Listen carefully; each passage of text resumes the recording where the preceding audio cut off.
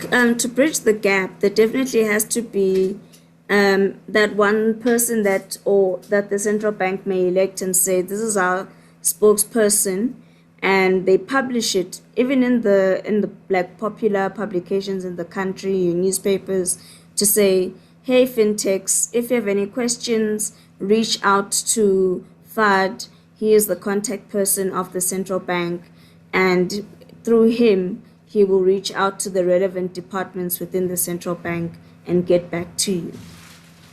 Great, superb. That's wonderful. Short and sweet answer. Thank you very much, Nalwazi. We'll connect with Thank you you in the very next much for this event. opportunity. That was Nalwazi from South Africa, ladies and gentlemen. And it's been indeed a privilege hosting her and working with her at our event, the Africa Bank 4.0 Summit.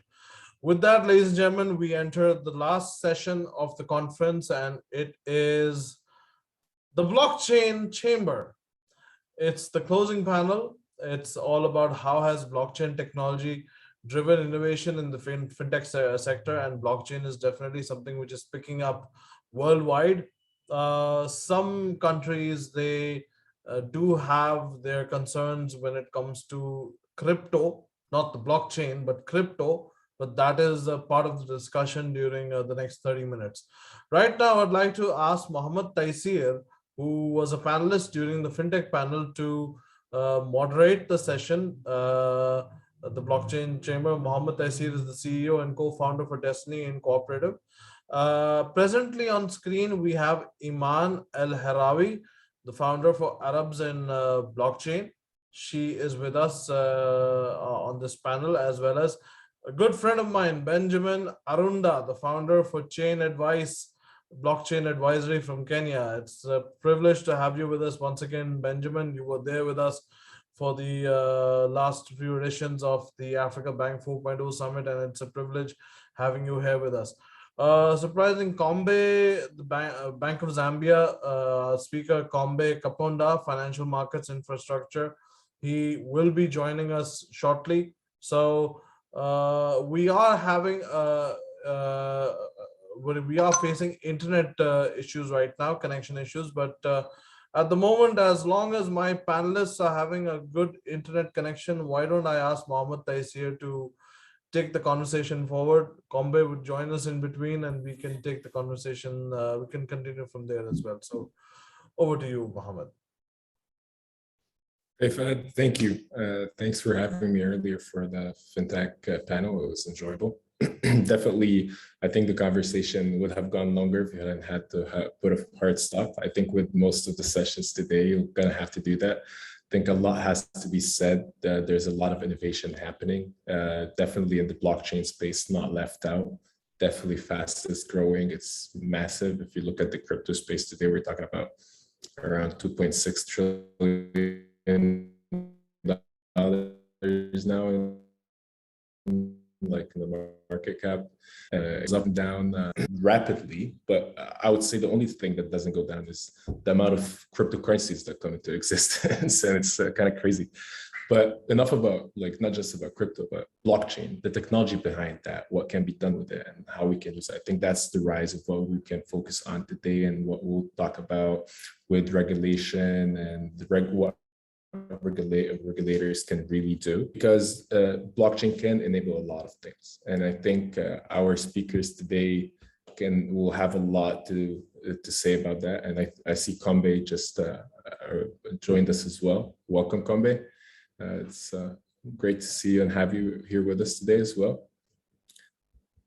It's great to be here.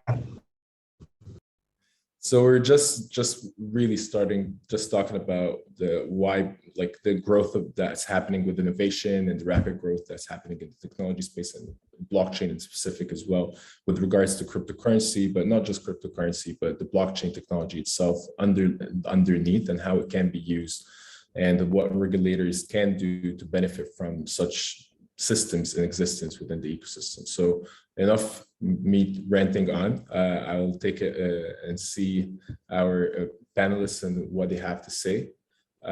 Benjamin, I would love to start with you and see what are your thoughts about what do you think what blockchain represents in terms of like innovation and opportunities here in Africa? Thank you, Mohammed. Yeah, blockchain. I'm happy that is now becoming a common term, as opposed to what it has been for the last few years. It's been for corporate executives a term that is really foreign, and I'm happy that people are increasingly, especially corporate executives, founders are increasingly learning about what blockchain can do to enhance their businesses. And I think the aspect of decentralization, because you see, this is a technology that is revolutionizing the aspect of centralization, because every institution being centralized, then what blockchain is bringing with regard to decentralization is an aspect that can be implemented in different entities, whether entirely, or different departments, whether entirely or partly, to implement certain processes within a particular department, whether in banking, for instance, in a blockchain-based KYC, EKYC, or AMLM platforms based on the blockchain, or platforms based on the blockchain to fast track or to ease a customer onboarding. And there are several other applications that can be built on this decentralized platform and to disrupt the way we do business. And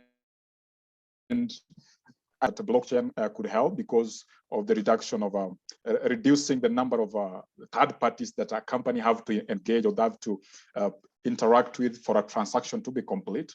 Reducing this, and so many companies, including those that haven't understood blockchain well, really haven't figured out that this technology can actually help reduce costs. But the moment a few companies will actually implement it to a great extent and experience the cost reductions, I believe it will really spread so fast, because there's no corporate executive that can resist cost reduction, because maximizing revenue is a key goal of many companies in Africa. So, it's all about the ops margin. It's all about the operational margin. I think you're right on like focusing on the KYC, on the onboarding and the cost reduction. But let me take you towards regulators and how can governments use blockchain to enhance their citizen experience in terms of like services. What can they do there? Because I think when you implement blockchain on a government level, you can really get a lot out of it. So what do you think about, well, what can be done there really by governments, how they can use it, but not just corporates, but from a government perspective? Yeah, that's an interesting question, because in 2019, I took part, I contributed to the Blockchain Artificial Intelligence Task Force report in Kenya. And if you read the report that was released, they recommended to the government to implement blockchain in elections.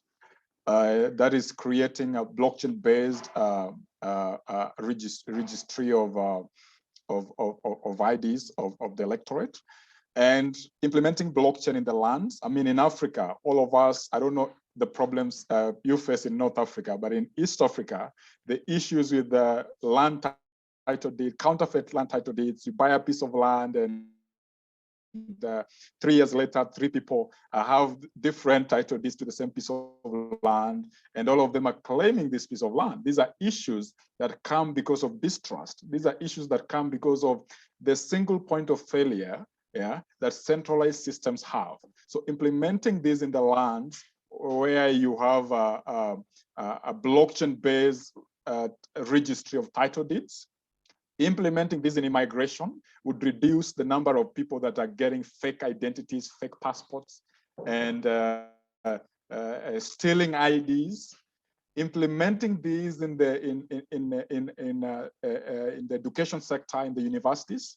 In Kenya, for instance, there are there are streets in Nairobi that are known for producing fake certificates, that you can actually graduate and get your PhD certificate without going to school. And you will be able to go to the job market with it and penetrate. I mean, these are problems that can be solved by having universities issue their certificates based on a blockchain system. And these, I have tested these. I have one certificate that I did on blockchain that was issued on the blockchain system. And it becomes very easy for the employer to verify this data instead of having to call the university. So there are immense use cases for governments to implement blockchain, yeah, in establishing trust and transparency in government services. Let me transverse this conversation to another stage and say, it's clear that there is a need for systems like that to exist. It's clear that it's going to enhance the conversation and it's going to enhance the level of service that's being supplied within the market. But is the workforce ready for that? Like from a technical standpoint, are we ready? Do we have the capabilities? And I think best to talk about this is Imen.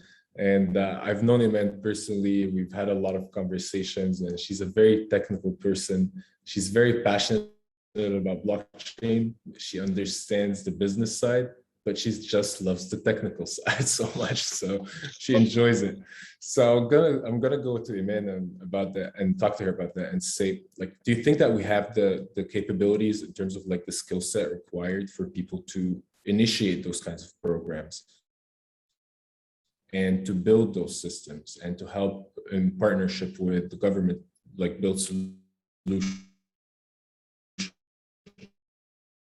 Their opportunities, and what are the opportunities that are there as well to enhance our work? Thank you so much, Mohammed, for your kindness. Thanks for moderating this session, amazing moderation. As you have mentioned, I love the technical side. This is my best part. In terms of, do we have the skill sets? Of course, yes. Actually, Africa has lots of rich resources. I've met lots of amazing developers, entrepreneurs who have not only the technical skill set, they know the pain because we have suffered it. So in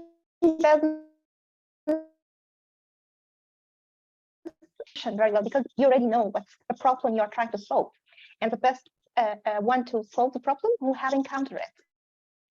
And in Africa, I won't say it's only for technical people, but it's also for everyone. In Africa, we have the unbanked who need to get banked.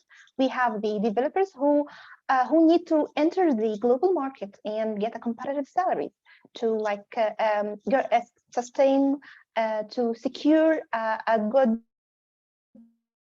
mentoring blockchain. Yes, it's of course it's amazing for governments and I'm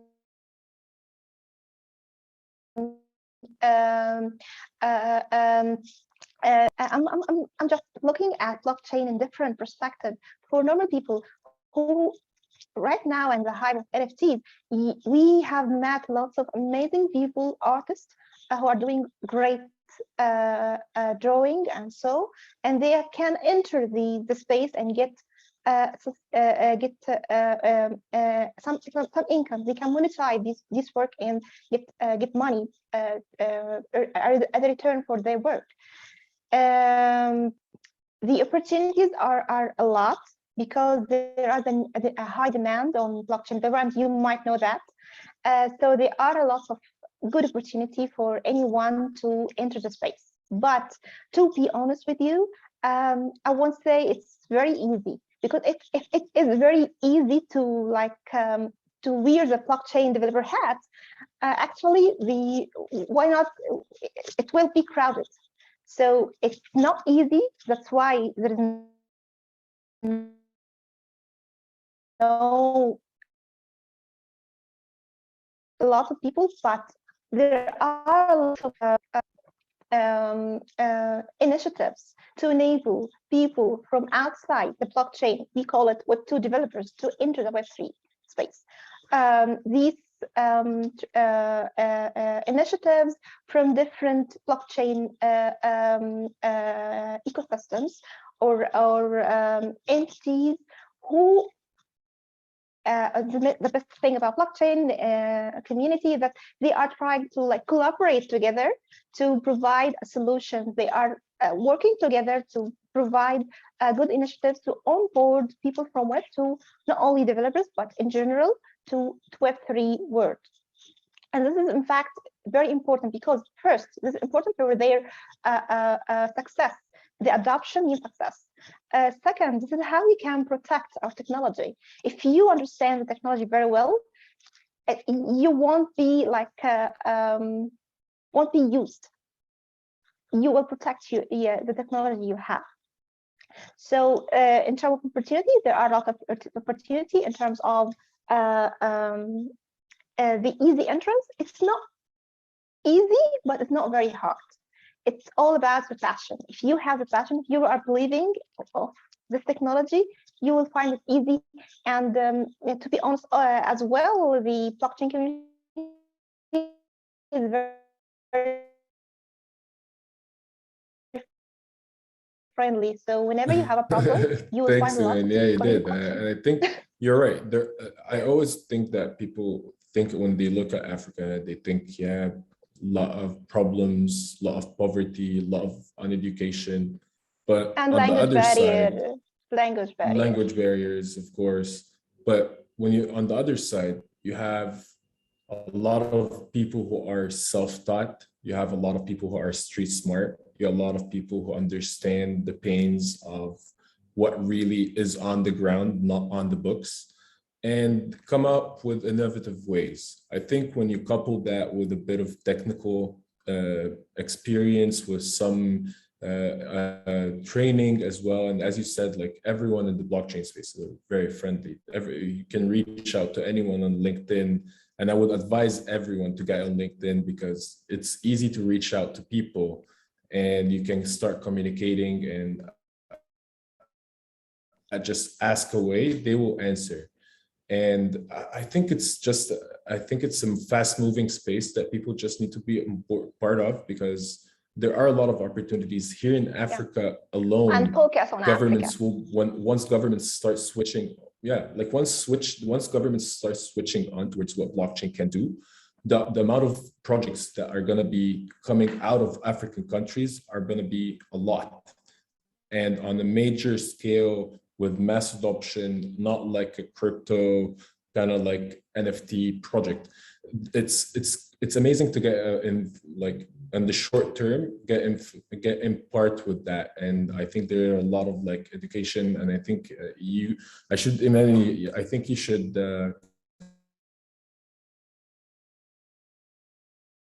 kind of like share a lot of like some links for people to kind of like get started. Who wants to get started in, like, if I'm a developer and I'm interested in blockchain, but I want to turn that interest into becoming money making, how can I do that? It depends. If you to be a developer, you just need to first of all know what you already know, and then what's your target. So if you already a developer and you know, for example, a Go language, and you're interested in to be a core developer, that's like a short path to be a core developer in, for example, Ethereum blockchain, because you already know the required knowledge, Go language, and you just need to understand the fundamentals of blockchain, and then understand very well the architecture of Ethereum and the EVM, how it works, because as you are trying to like modify on the protocol level, so you need to understand very well the architecture. But if you are like want to be a DApp developer, for example, or you want to be only focusing on smart contracts, you need to learn or study the language for smart contracts. If you already know Python, for example, you don't have to learn Solidity, because already we have Viber for where you can use your knowledge in Python and write smart contracts. If you don't know Python and you are interested to develop smart contracts, you need to learn Solidity, and of course you need to understand the blockchain architecture and the EVM in detail, because that helps you develop an efficient smart contract. So it depends, but there are lots of great resources out there. You can check if you're interested in Ethereum. You can check GitHub. There are lots of amazing resources in Consensus Academy. You can reach out in the next cohort. We have, thanks to Consensus Academy, we have they gave us granted us 26 scholarship for anyone from Arabs and blockchain, and they are enjoying their learning journey now. Perhaps you can reach out next cohort and we can recommend your name to Consensus Academy. You can get the opportunity for free. Also, if you are Arab native speaker in Arabs blockchain, we are focusing on educating blockchain in Arabic. So we are hosting many events in Arabic, and we are trying to focusing on translation. So because I believe that language is a barrier, and myself have encountered the same problem. So we want eliminate these barriers and these challenges to learn the technology. So feel free to reach out. I would be happy to help.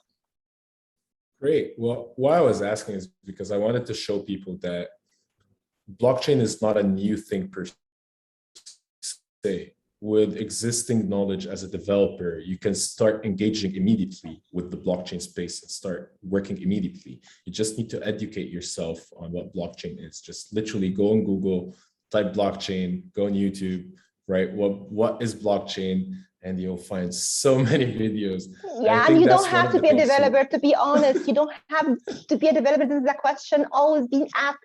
You don't have to be a developer. You can, if you are a lawyer, you can work in blockchain. If you are digital marketing, working in digital marketing space, you can work in blockchain. If you are, you can be in tech in general, really, not just blockchain, but just you can be in tech from any background. You are content creator. You can just be in blockchain.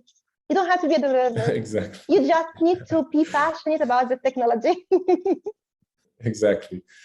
Thank you, Iman. And I think, my pleasure. Kombe, it's time for us to have a bit of a chat, you and I. We haven't had a time to really have a conversation. So Kombe is the financial markets and infrastructures, networks, and security specialist from Bank of Zambia. It's great to have you here. And I really wanted to touch with you on the regulator side, because you being from the banking sector, you have the most interaction with the regulators. So from your standpoint, how is blockchain important for the banking sector in Zambia? And how are regulators looking at it, at least? And how are they receptive of it? Are cryptocurrencies even legal? Or is there a big no-no? Are they illegal? And what do you think the prospect? Thanks, Mohammed. And I like the enthusiasm of blockchain and what point of view. And I think maybe I can put on a regulator's hat because I'm still one. From the history of blockchain and how it's evolved, the underlying technology under Bitcoin and what's happening now, we've seen that evolution happen since 2008. Remember the global financial crisis, then the white paper from Satoshi Nakamoto, and then everything evolved. So when that all started, there was a lot of pushback from regulators when they didn't want to get involved, and they were blocking cryptocurrencies outrightly. And then the space evolved. Now we've seen stable coins, we've seen technology giants come into the space, Libra, now Dime, and now we've seen central banks talking about central bank digital currencies. So the thinking behind that is that these technologies work. It's now not running away from the technologies or burying your head in the sand, but understanding how these technologies work. Emma was mentioning how technology works in terms of blockchain platforms, and quite all right. Most of the cryptocurrencies are not legal tender, so you find that in most jurisdictions, those will be not allowed, but you can get properties from that in terms of the technology itself, blockchain being one of them, distributed ledger technology being one of them, and harness those technologies. But ultimately, like all regulators, safety, security is in the gene of all regulators. So now you take those good technologies and then you make sure you mitigate the risks, look at the securities, and then how secure those platforms are, and then see how you can implement that. Already we've seen regions starting to launch central bank digital currencies. The Bahamas was one of them. For them, it's because of the use cases were compelling. Just yesterday, we saw Nigeria come on board and they're doing the e-Naira. It's because of the motivations and the use cases, which have to be acceptable in that jurisdiction for you to jump in and launch. So most regulators now are looking at these technologies, studying them and looking at the advantages and then mitigating the risks and see how best they can introduce those into mainstream financial services. To kind of like poke the bear a little bit. And honestly, I wanted to see, but other than CBDCs and like the stable coins, do you think that in any case you'll see the rise of like community coins or a rise of a local cryptocurrency that would exist within a local market and not necessarily act against the current fiat system, but more of a settlement layer that lays above that? How would that work? Because still regularity and clarity is something that would inherently limit some level of innovation. And I see some our panelists kind of like wanting to respond to a little bit here.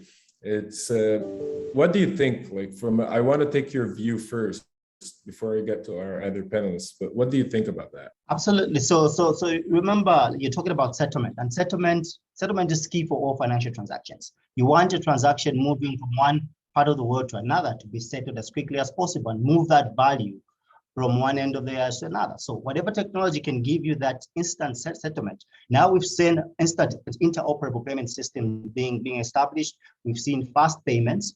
Even in the crypto space itself, the crypto is evolving because we want faster settlement. We want, if there are transactions on the blockchain, we want to reduce that time. We want to increase security. So we'll see this evolution coming on. But I want to still touch on what Eman mentioned earlier in terms of, and I think Benjamin mentioned it, in terms of digital identity. Digital identity is key for most governments, because if you sort out the issue of identity, and if you can leverage on properties of a blockchain, and make sure you've got identity that stand the test of time, you find that most of these applications will sit on top, and then you can still leverage on that.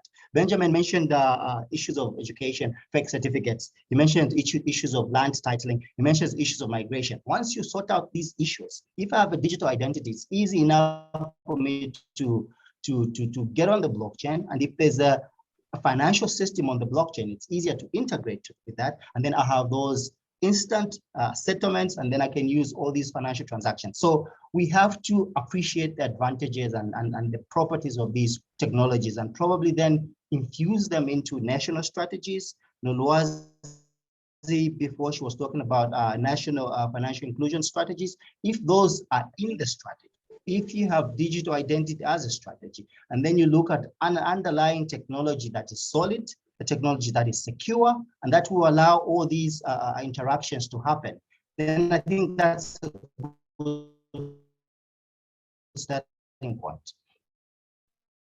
I like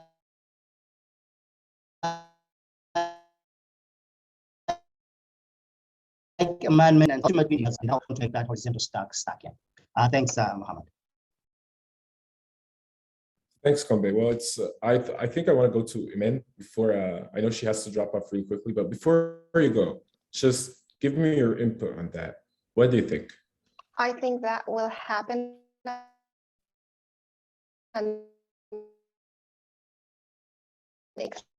actually not. I think that we need a layer of regulation to manage this, because you cannot prevent people from creating like fan token, for example. People will call it different names. We won't say it's coin. We can say it's like an asset. And actually, NFT is an asset. So we cannot prevent people from making money, because this is something all of us would love, of course. And as long as there is like a regulated way to do so, people will go to the other side. We will do it. So yes, we will see that with different names, and the technology enable us to do a lot of innovative solutions that enable us to get more money and facilitate lots of things that couldn't be done earlier without blockchain technology. And this, this is a crazy market, as you know. Think and lots of I think you're right. Like, it goes back to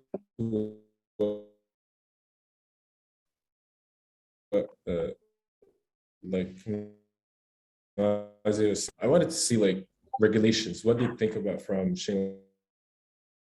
Thank you, Imena. And I'm sorry to cut you off, but we are running short on time, and I wanted to hear from everyone before we go. I see Fad opened his camera, which means that we're going to have a hard stop very soon. So, Benjamin, what do you think? Thank you, Mohammed. With regard to regulators, it's interesting. First, let me contribute something with regard to in Kenya called community inclusion currency called Sarafu, and this is backed by Red Cross Kenya. And this is a blockchain-based community currency that is being used in slums in Kenya and issued to slum dwellers, and they use this to buy basic goods, basic food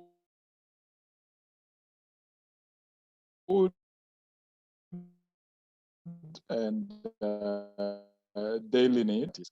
Then with regard to, I know we have a short time, but with regard to a regulator, I think the regulators really need to do a good job in understanding this technology. It was interesting to me a few days ago that a company tried to register in Nigeria, and the Corporate Affairs Commission denied them registration on the basis that blockchain technology is not yet recognized by the government. And I would wonder what the e-Naira, because the e-Naira, as I understand, is built based on the Hyperledger fabric. These are decentralized ledger technology. So I don't think a government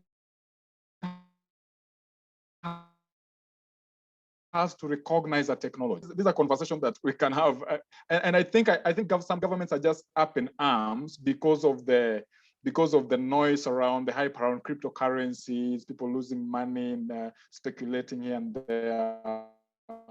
But we should be able to distinguish between the cryptocurrency and the technology itself. Because then if you don't do that, then as governments will lose a lot and will lag behind in implementing this technology. I definitely agree with you think with that. Governments should open up and engage with the experts. I always say add on what Benjamin has said on the regulation, and I mentioned earlier, governments have to learn these new technologies and harness the advantage of these technologies. And I think that's where the issue now of testing these technologies comes in handy, issues of sandboxes. If a technology is good enough, restrict the risk, come up with the sandbox,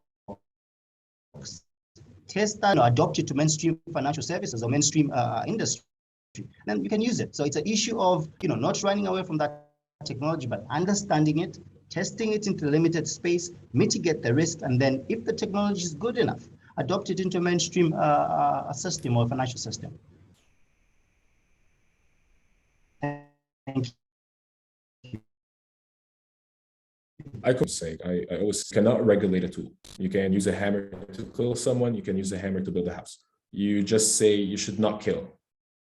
That's all you have to say as a regulator. but whatever the tool is. And what Benjamin is saying is that these are all tools. People heard about the term cryptocurrency because it was the first application using blockchain, but it's not just cryptocurrency. It's crypto identity, crypto titles, crypto certificates. It's just that it's using cryptographic like coding, and it's using that cryptography as part of its technology. But the currency bit, it's the application. It has a multitude of different applications that can be used. And I think we shouldn't limit it by saying cryptocurrencies. It's crypto tokens. It has currencies, it has identities, it has NFTs, digital art, and a lot of things. And I think Fahd is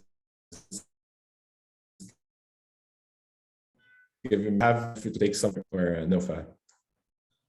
All right, thank you, Mohammed.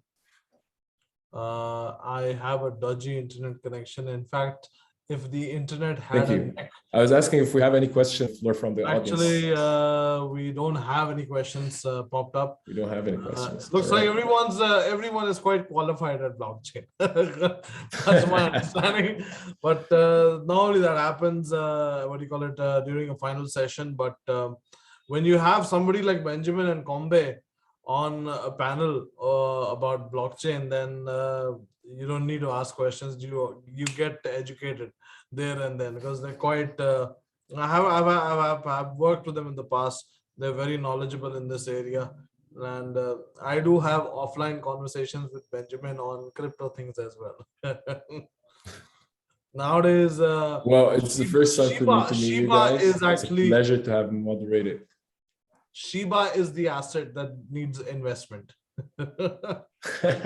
And just for letting you guys know, we do not give out financial advice. Just putting it out there. We don't do that. Cool, great. Thank you very much. Amazing. Ladies and gentlemen, thank you guys. Thank you very much. That was the blockchain panel. At first, my apologies. There were the internet connection on our side as the organizer. It was a bit. It was a little gray today, and my apologies for that. Well, can't do anything about it.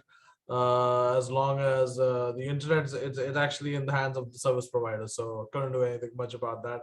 But just to make sure that we deliver a virtual event, and alhamdulillah, we're successful at doing that. And I trust you have had a comprehensive past 2 days. There was a lot of discussions based on the retail as well as the SME banking perspective when it comes to digital transformation. Egypt is definitely one of the biggest markets in Africa, if not just North Africa alone, when it comes to its acceleration of fintech. And it is definitely one of the markets that has